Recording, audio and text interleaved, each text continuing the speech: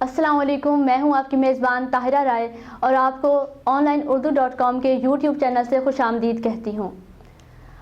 ہم نے پہلے آپ کی ملاقات کئی ادبی شخصیات سے کروائی ہے اور آج ہماری اسٹوڈیو میں جو شاعر موجود ہیں وہ نوجوان لکھنے والوں میں ایک انفرادی مقام رکھتے ہیں۔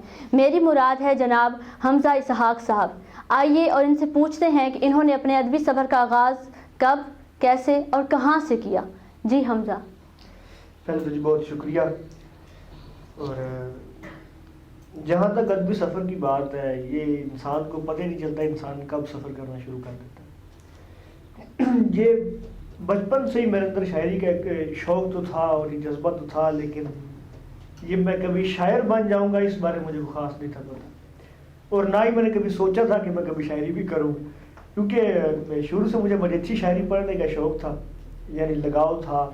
تو میرا خیال تھا کہ یعنی جتنا اچھا لوگ لکھتے ہیں اس لیول پہ میں کبھی لکھ نہیں پاؤں گا، اور چونکہ اگر میں ویسا نہیں لکھ سکوں گا تو میں یعنی کہ شاعر نہیں بن پاؤں گا۔ یہ خیال تو میرا پہلے دن سے تھا، لیکن پھر پتہ ہی نہیں چلا کیسے یعنی دن گزرتے گئے اور اچانک ہی مجھے لگا کہ جیسے کچھ مجھے بھی لکھنا چاہیے، پھر لکھنا شروع کر دیا۔ کو بے وزن ہی یا کچھ مصرے وزن میں بھی ہوتے تھے۔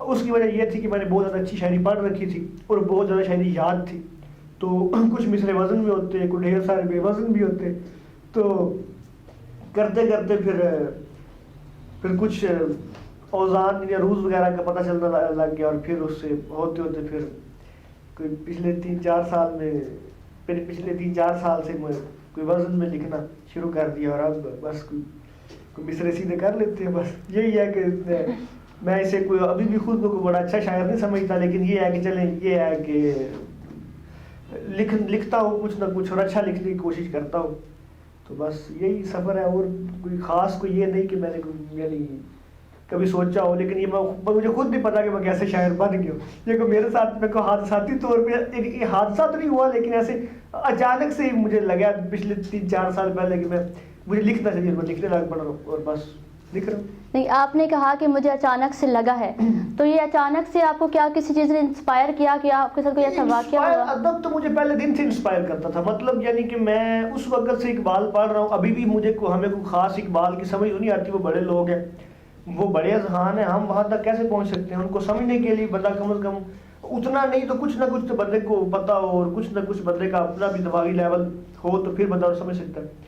تو میں اس وقت اقبال پڑھتا تھا، یاد کرتا تھا، اور پھر غالب مجھے بڑا پسند تھا، اگرچہ سمجھ نہیں تھی آتی لیکن پسند تھا، تو اسی طرح پڑھتا رہا۔ اور پھر میں نے ایک بار کچھ لکھا تو مجھے کچھ دوستوں نے کہا یار تم اچھا لکھ لیتے ہو، تم لکھا کرو۔ پھر وہ ایسے جیسے لکھنے کی لت سی لگ گئی، تو لکھتے پھر کچھ ایسے لوگوں سے ملاقات ہوئی جو پہلے لکھ رہے تھے، تو انہوں نے جہاں اپریشیٹ کیا وہاں غلطیاں بھی بتائیں، پھر غلطیاں جب پتہ چلی ہے پھر ان میں وہ کام کرتا رہا، تو اب الحمدللہ بس اچھا خاصا لکھ لیتے۔ آج کل جو ادب میں نئے نام ہیں، تو آپ یہ بتائیں کہ آپ ان میں کس سے زیادہ متاثر ہیں؟ آج کل ادب میں بڑا اچھا کام ہو رہا ہے، ادب میں آج کل بہت بڑے بڑے نام، یعنی مجھے جب ان لوگوں سے شناسائی نہیں تھی، میں سمجھتا تھا کہ شاید میر و غالب کے بعد اردو میں کوئی شاعر ہوا ہی نہیں، یا اقبال، یہ 3 بندے ہیں، اس کے بعد اردو میں کوئی شاعر ہے ہی۔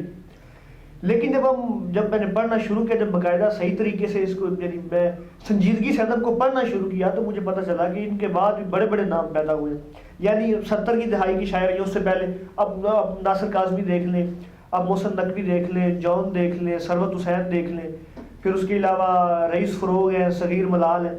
پھر اگر ان کو پڑھتے ہوئے بندہ اگر اس دور کی بات کرے تو اس دور میں بھی ایسے نام ہیں کہ جو بندے کو حیران کر دیتے، اور اس دور میں ادب پہ بڑے اعلیٰ لوگ یعنی ادب میں کام کریں، بڑے اعلیٰ لوگ ہیں، شاہین عباس صاحب ہیں، شناوہ اسحاق صاحب ہیں، عباس تابش ہیں، ادریس بابر ہیں، شاہد ذکی ہیں، اظہر فراق ہیں، یعنی بہت سے لوگ ایسے ہیں کہ ذوالفقار عادل ہے، فیصل ہاشمی ہے، کہ اور بھی جو لوگ میں نہیں نام لے پا سکا، مجھے یعنی یاد نہیں رہے ہوں گے، لیکن ایسے لوگ ہیں جو بھی حیران کر دینے والے، یعنی اس وقت بھی ادب میں اور خصوصی طور پہ شاعری میں ایسے لوگ ہیں جو کہ یعنی بہت اعلیٰ لکھ رہے ہیں، بہت اعلیٰ لکھ رہے ہیں۔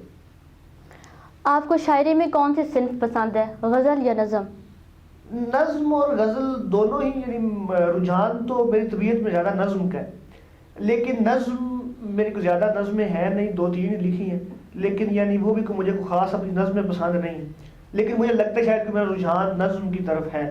لیکن مجھ پہ کیونکہ شعر حاوی رہتے ہیں تو میرا خیال ہے کہ غزل طبیعت میں وہ بھی ہے، بلکہ بہت زیادہ طبیعت پر انفلوئنس ہے غزل کا، تو غزل بھی کافی زیادہ متاثر کرتی ہے. نہیں تو کیا آپ سمجھتے ہیں کہ انسان اپنے جذبات کا اظہار نظم میں زیادہ اچھے طریقے سے کر پاتا ہے یا غزل میں؟ یہ تو ہر بندے کی اپنی صنف ہے. جو ادب دیکھیں نا، موسیقی ادب ہے، کوئی ستار بجاتا ہے، کوئی بندہ پینٹنگ کرتا ہے، کوئی بندہ افسانہ لکھتا ہے، ناول لکھتا ہے، کچھ بھی لکھتا ہے. ادب بیسیکلی تو کیتھارسس ہے نا اندر کا. جو بندہ بھی جس جگہ پر بھی اپنے آپ کو بہتر طور پہ اپنا غبار نکال سکے وہ اس کے لیے بہترین ہے. اب نون راشد کو دیکھیں، اتنا بڑا شاعر، تو اب اس نے لکھی نظم، تو انہوں نے اپنا اظہار نظم میں کیا. اور آپ ایسے لوگ بھی ہیں اس جدید دور میں، ایسے نام ہیں جو نظم بھی لکھ رہے ہیں، غزل بھی لکھ رہے ہیں. ادریس بابر جو ہیں وہ اشرا لکھ رہے ہیں. اشرا جو نظم ہی کی ایک قسم سمجھ لیں، آپ نظم ہی کی طرح کی چیز سمجھ لیں، غزل بھی لکھ رہے ہیں. تو یعنی جہاں آپ کو اگر آپ کا اظہار 2 مصروں میں بہتر ہو رہا ہے تو آپ وہاں شعر کیا لیں، اپنی غزل کریں. اور اگر آپ کو نظم یعنی اگر آپ پر لائنیں اتری، اصل میں تو یہ وہ ایک گریک فلاسفی بھی ہے کہ کوئی شاعری کی دیری انسان مہربان ہوتی ہے تو پھر انسان لکھتا ہے. تو اس وقت آپ جس حالت میں ہو اور جس طرح کی آپ کی ٹون سیٹ ہو اندر کی، تو ویسا آپ لکھیں. میرا خیال ہے کہ اگر غزل میں ہو رہا ہے تو غزل لکھیں، اگر نظم کی سطریں اتر رہی ہیں تو نظم لکھیں. بالکل ٹھیک. تو آج آپ ہمیں کیا سنانے والے ہیں؟ میں غزلیں ہی سناؤں گا، 2-3 غزلیں سنا دیتا ہوں میں. عرض کریں. جی میں سناتا ہوں آپ کو کہ سورج کی آگ ڈھلنے لگی ہے پھوار میں، سورج کی آگ ڈھلنے لگی ہے پھوار میں، جلنے لگیں گے سارے سفیدے کی تار میں. واہ واہ. مزدور کے بدن کو نوالا نکل گیا، مشکل سے پوری ہوتی تھی 0,1000 میں. واہ. مزدور کے بدن کو نوالا نکل گیا، مشکل سے پوری ہوتی تھی 0,1000 میں. اوہام سے ادھر ذرا اجسام پر نظر، آئینہ ٹوٹ جائے گا بوسو کنار میں. واہ. اوہام سے ادھر ذرا اجسام پر نظر، آئینہ ٹوٹ جائے گا بوسو کنار میں. شاعر کی زندگی ہے بس الفاظ باندھنا، دریا جمع ہوا ہے کسی آبشار میں. واہ. شاعر کی زندگی ہے بس الفاظ باندھنا، دریا جمع ہوا ہے کسی آبشار میں. اہل ہوس کے ہاتھ دعا کا چراغ ہے، آنکھیں نمو پکڑنے لگی ہیں غبار. واہ واہ. اہل ہوس کے ہاتھ دعا کا چراغ ہے، آنکھیں نمو پکڑنے لگی ہے غبار میں. ایک دوجے سے لپٹتے تھے تو خوف جاتا تھا، ایک دوجے سے لپٹتے تھے تو خوف جاتا تھا، ہم شور بھی تو کر نہیں سکتے تھے غار میں. اور ایک اور غزل ہے کہ جلدی ہوتی تھی بہت، پھر بھی نہ جانے ہم کیوں تیرے کوچے سے گزرتے ہوئے رک جاتے تھے. ایک خوشبو کے لیے پھول سفر کرتا تھا، ایک ستارے کے لیے قافلے رک جاتے تھے. واہ واہ. ایک خوشبو کے لیے پھول سفر کرتا تھا، ایک ستارے کے لیے قافلے رک جاتے تھے.